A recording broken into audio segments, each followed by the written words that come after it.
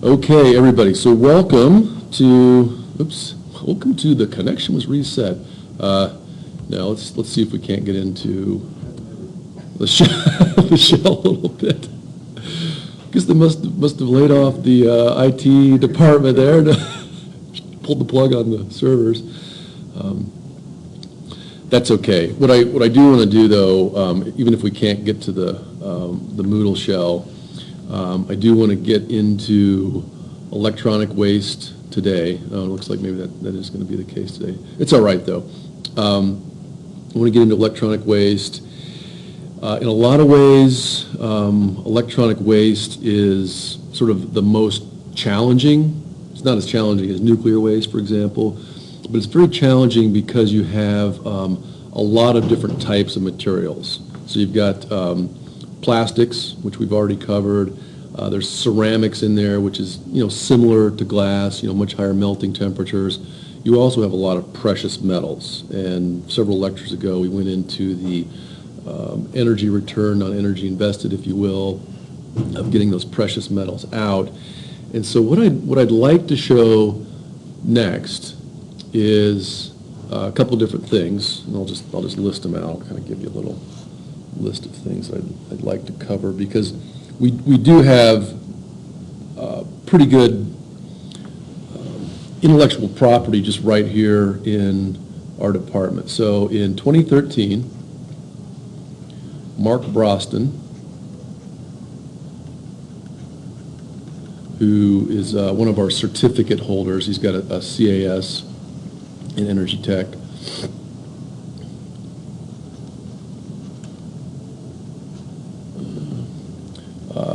Came through, this was the 2013 practicum. He approached main campus, got a lot of their scrap computers, and walked away from that course with about $3,000 in gold, platinum, silver, copper, etc. I also was able to take his notebook. I handed that off to a gal, her name's escaping right now, but who runs Opportunity here in town. They take men and women with learning disabilities, not your traditional employable folks, to just do some sorting and triaging of electronic waste. So that's currently here. I also want to talk a little bit about the Montana's e-waste strategy. Opportunity resource, right? I think it is, yeah, resource, yeah. Yeah, yeah. Curtis Sivak also is involved in Opportunity. Okay. I think he works at one of the group homes, so it's not that he doesn't work in the processing plant, but I'm sure he'd know. Curtis, okay. Yeah. I also want to just do a little fast forward to the Solar Forge. I'm going to talk about that at the end of the semester, but I'll give you a preview on that, Solar Forge. And then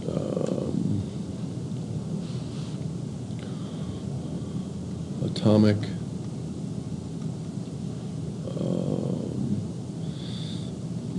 there's a couple words. There's atomic spectroscopy or atomic separation, so I'll just write both down.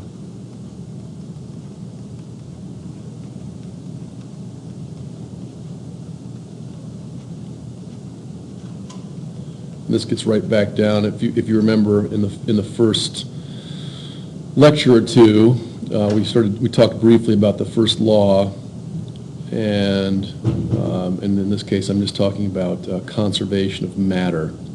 And what I'm going to do is let's think about this. I'm going to write down. This is not to be taken too literally, but I'm going to write down m dot. And that's the rate of change of matter in a system, plus E dot, which is the rate of change in energy in a system. So you add those two together, equals 0. So again, don't take this too too literally, but this is the point that I'm trying to convey here, is that whatever matter goes in plus whatever energy goes in also comes out somewhere. We're not doing any nuclear physics here, we're just doing thermochemistry, but it's the thermochemistry that's really behind, in my opinion, the most effective electronic waste processing and recovery. Okay, so let's first take a look at Broston's project. I'm going to dial back to 2013 practicum.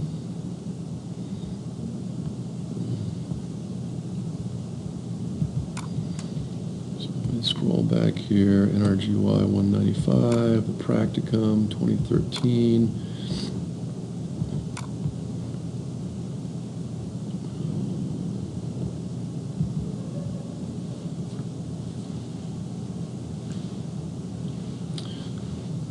So Grant Myrie was on this team along with, Myrie is on the Solar Forge team. And as it turned out in the 2013 practicum, the electronic waste recovery team, and I think I've got a neat picture of it here too. If you look, let's just go back to Missoula College. Wow, I think all the servers are down. Somebody must have hacked the college. I know I've got a photo of it here. Let me go ahead and grab it for you guys. Energy technology.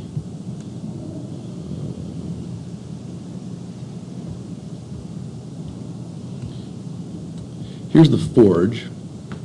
So the Solar Forge, we'll talk a little bit more about this at the end of this lecture and also in the last week of the class. Really what you're doing here is taking your 1,000 watts per square meter and concentrating it down into as small an area as possible. I'm not going to go through the mathematics on it right now, but so all of this energy, so again, look at this guy, all the energy, and E dot is really power, it's watts, and then we take, multiply 1,000 watts per square meter times however many meters this is, it's about 1. You've got 1,000 watts of energy pinpointed down on one little chunk of space, and thus the temperature goes up significantly. When that happens, you're focusing all that energy on a little chunk of mass. It's got to go somewhere. Some of it burns, some of it vaporizes if it's exposed to oxygen. But otherwise, it just jiggles around faster and faster and heads off somewhere. Dense things go down, light things go up, and therefore you're using gravity in your favor to separate matter. So you've got the gravitational field, a density gradient, and that's sort of working for you once you get the temperature hot enough. So that's the kind of the physics I want you to think about on this guy, and I'll show you more about it at the end. Okay. So this was the 2013 practicum, Solar Forge. We also did a lot of plastics processing. You might be on the lookout on the final for a problem that asks what the embodied energy is in this plastic going into this 100 horsepower machine, and then what's sort of coming out of this thing on the other end in terms of heat, entropy, etc., and can you make money with it? So we'll look at that as well. I just thought I'd throw that out there. Not part of today's lecture, but it was also a fun little project for the 2013 practicum. This is just a giant barrel with a big old lawnmower blade in the bottom that melts the plastic. So again, putting energy in to raise the temperature so that the materials separate out. These were some gold chips out of some computers. This is actually at Broston's residence. I've got another close friend. That's her beautiful backyard with her flowers in it. So I love this picture because you've got the gold little nuggets or flowers superimposed against the lilacs there. This is another student, Nick, who was helping Mark with the process. What we're looking at here is just actual gold in the electronic waste. I also mentioned there are ceramics in here and plastics, and that's what you're trying to separate from. Okay, so that's Boston. And if I can find his report, I'll show it to you.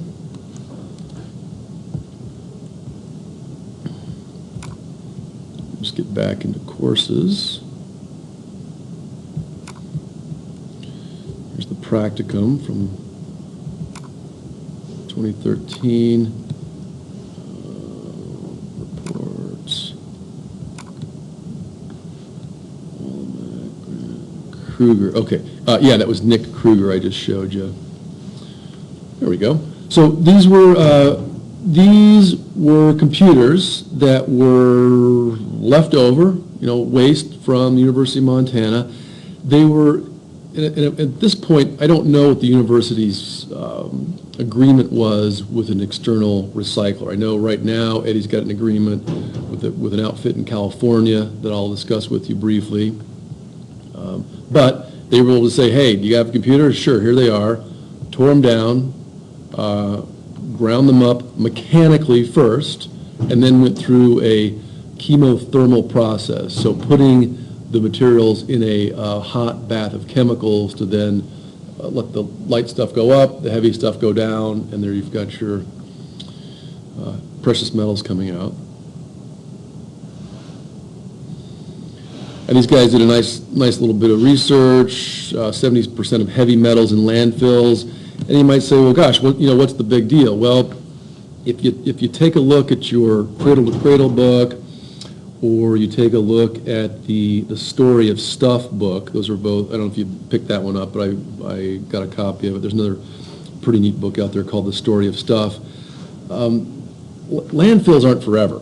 They're built, they're designed to sort of catch all of the crud, crap, what have you, but they're wet, and again, heavy stuff goes down, so you've got water coming through, you've got a lot of times these landfills can get pretty hot too from all the anaerobic digestion going on, and so you've got these metals in there cooking, and again, they're going to go down through the landfill, and now you've got a big sloshy mess of cadmium, lead, what have you, on the bottom of that landfill. Now, it's been coated with some kind of rubber membrane or some kind of concrete or some kind of impenetrable clay, but eventually earthquake's going to come, some kind of tectonic activity is going to come. It's going to go somewhere. So the point is, and I hope I've made that clear with recycling technology, is let's go after the stuff now and harvest it now before it becomes a big toxic sludge bomb later that's going to end up in the river. Because as we know, rivers flow downstream, and that's kind of where everything ends up eventually. So I think these guys did a great job in intercepting all this electronic waste. Granted, this was going to go to a recycler in California, but we kept the local waste resources local and actually put money back into the local economy rather than sending it to California. So hats off to these guys for pulling this project off. And there's no reason why we couldn't do this even on a bigger scale right here in town. So wouldn't it make more sense, instead of using all these metals and such, to do something with organic computers? Oh, yeah, so the question is why don't we use organic computing? Don't know enough. Well, it's a lot of that stuff is still in its infancy. When I was on the faculty at Drexel, I had the good fortune of knowing a Nobel laureate by the name of Alan McDermid, who invented some of the first conducting polymers. So, as you know, plastics in general are less energy intensive to build, create, process than metals and ceramics. So that's one example of where computing has been going. In terms of actual organic computing, another project that I was involved with when I was on the faculty at Drexel, and there are people out there doing that, it's just growing neurons in a dish. So, rat neurons, chicken neurons, unfortunately there's no funding right now to use human neurons in a dish, but nature has been evolving computers for many billions of years now, and most people would argue that our own brains are at the top of the computational power list. And if you get a chance, I highly recommend going out and reading some Ray Kurzweil. He's spent a lot of time thinking about this. Because it's just very recently that the global computing power has eclipsed a single human brain's computing power. And I've got a few papers out there showing that,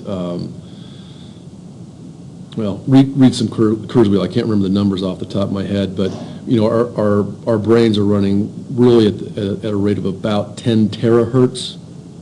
So if you take, you know, the fact that you've got, well, we can even do the number. I'm sure I can pull this off. So if you've got,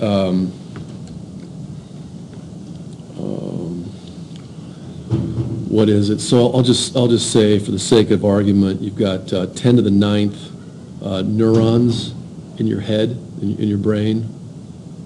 That's 1 billion. No, it's more like 10 to the 10th. You've got a billion cells in your heart, and you've got, so this is a heart, and you've got 10 to the 10th neurons in your brain. And if you take 10 to the 10th times approximately 10 to the 3rd, that's about how many connections each neuron has, maybe on the order of 1,000, so times 10 to the 3rd connections. And if each one of these neurons is firing at a rate of approximately 100 hertz, you know, firing away, 10 squared, what do you end up with is 10 to the 15th. And so that's actually a, well, this isn't the best way to say it, but that, so 10 to the 9th is, you know, equals 1 gigahertz. 10 to the 10th equals 1 terahertz, and 10 to the 15th, 10 to the 15th equals 1 petahertz. There are no digital computers that run at a petahertz right now. If you say the average computer right now is running at 1 gigahertz, and that's probably a pretty reasonable average, then you're going to need 1 million computers to equal 1 human brain. So just to get back to your question, Jason, our technology is just not that sophisticated yet. So, you know, a similar analogy is, you know, why don't we just make airplanes that flap their wings the way birds do? It's much more efficient, right? They're, you know, much closer to thermodynamic. We just aren't as clever as nature is to, you know, build a bird-like airplane that people can get in and fly safely across the continent. Yeah. I actually just watched a video on insect-sized drones. Oh, yeah. That fly Yeah. the birds. Yeah, and that is the case with staying aloft. Once you reach a certain critical size limit, you have to flap. The smaller you get, the more you have to flap. But, yeah, so similar analogy. You know, flying versus thinking. We don't quite have the engineering yet to build computers that, you know, they can compete, but they're just bigger, bulkier, and more. Another way to think about it is just more joules per bit. When you talk about computational efficiency, one way I like to think about it is, you know, joules per bit. And so right now, human neural architecture, and in fact, any organic neural architecture is way more efficient on a joules per bit basis than our machines. And I guess since we're on the topic, I do want to share with you the fact that my paper was just accepted in the January issue of International Journal of Nature, Ecodynamics, and Design. Let me just show that to you really quick, because I do talk a lot about that, this very thing, you know, computational power in my paper. And I've assigned this for reading in NRGY 101. And I think if you took that class a couple of years ago, it was just in the revision stage, but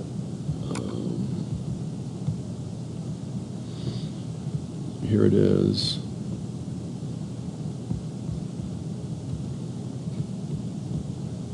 Kind of fun. So this little I dot that you see right there, that I dot is really this thing. It's so I dot equals bits per second. You can also think of it as like bit hertz.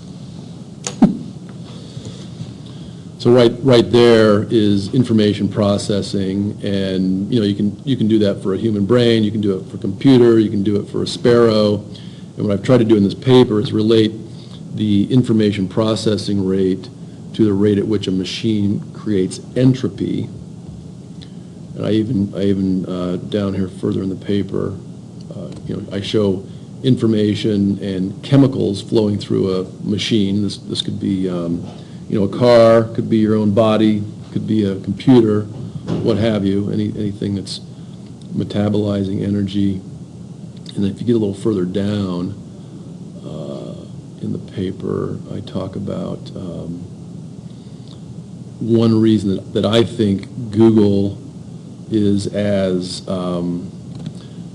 effective as it is. So, the Google car, of course, is driving around creating entropy at this rate, so many watts per Kelvin, but it's also gathering information from the environment at quite a rapid rate. So I just say 1 to 10 gigabits per second. It could be even faster, but I just kind of use that as an order of magnitude. Again, running at about a 1 to 10 gigahertz computer or computers. And so what I'm trying to show with this little equation is that the Google car is digitizing or informatizing the environment at a certain rate, while it's also entropicizing or disorganizing the environment at another rate. And as it turns out, I dot, this is kind of fun mathematics to play around with, I dot is just bits per second, and if you do the dimensional analysis, it's just 1 over time, because, bits do not have a dimension or units, they're just like a pure number. Time, of course, is measured in seconds, and then where it gets kind of fun is that S is entropy, which is Q over, I'm going to use big T for temperature here. I apologize for that. It's going to be used for time here a little bit. But this is, Q is joules times length squared over time squared. So I'll just write it like, I'll write the brackets like this, and the brackets mean that I'm just pulling out the units or the dimensions in this case. And then temperature is kind of funny, and I'll show you what I mean by funny, because it also has certain implications. So if we go back to the ideal gas law and say that PV equals nRT, if we stick temperature on one side of the equation, we got pressure times volume over here, and we've got nR on this side. And as it turns out, temperature is just energy or joules per particle or per molecule. And we kind of knew that already. The temperature in the room is just the average amount of energy that each of the molecules has. So again, when you see this J for joules, think of, and I'll also write it like this, equals energy per particle. You can look at this guy and think to yourself 1/2 mv squared, and I'm going to write it as an average. So that's the average velocity of all the molecules. So the hotter something gets, the faster the particles move. That's the fundamental definition of temperature. So if I just take that, actually I can make this a little bit simple. Well, energy is measured in joules. Oh, I'm sorry, guys. Let me back up one quick second. I got a little bit ahead of myself. I think I. You haven't seen a flash drive, have you? I've been here for about an hour and a half. I sat down, but no, I have not. If you want to turn the lights on and look for it, you're more than welcome to. You just figured to ask real quick. Yeah, Thank you. yeah. Sorry, I made a little error there. Let me go back to it. So Q, which is thermal energy, that's just measured in joules. So I'm going to go ahead and put joules up here. And as I just said, temperature is joules per particle. So let me write that down in the denominator, joules per particle. Now, if the joules cancel, I'm just left with N, or just a number. Kind of weird, but fundamentally that's what entropy is. It's just some number. And conventionally, so we've sort of gone from the macro scale where you think of Q as being heat, you think of T as being temperature, but when you divide heat by temperature, you come up with a number. Just like information, it's just a number. So if we go ahead and do take the time derivative of that, we can just do a little S dot, we can do a Q dot, we can do a J dot, we can do an N dot. So it's the rate at which something is changing. So going back to my paper, and again, we'll see if this goes anywhere or not. I had a lot of fun writing it. This I dot is just a number. It's how many bits are flowing through a system, and this S dot is just a number. It's how disorganized that system is making its environment. And then alpha is just the ratio between the two things. So you could say, gosh, I'm going to come up with my own Google car, and mine's going to be better because I'm going to bring in more information, but entropicize the environment less. And so that's why I called alpha a sustainability coefficient. And you could even think of it, gosh, Jason, even thinking back to your, days working on a submarine, think of all the information gathering technology. You've got your sonar. Your sonar is out there sending out waves. It takes a certain amount of energy to do that. What comes back to you is a little blip on the screen that tells you, yes, there's something there or not. So you're putting energy into the system to send the waves out. Back comes the information. Okay, there's a rock we don't want to run into. There's our own weapon that we don't want to hit, and there's the bad guy we want to go after. So this is fundamental. In fact, the papers that I mentioned go all the way back to Shannon, and his work in this field was very similar. It was all about coding and signal processing for exactly this thing, sort of defense applications. A lot of his papers were classified in the 40s. So anyway, have a look at this. I know that wasn't exactly where I wanted to go with the lecture, but since you made asked the question about organic computing, I couldn't help but mention it. Okay, I think it's probably time for a break. Let's see how far we've gotten here.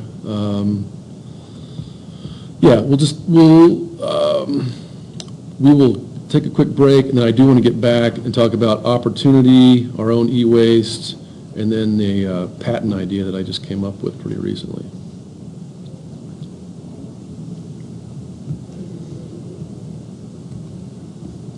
Perfect.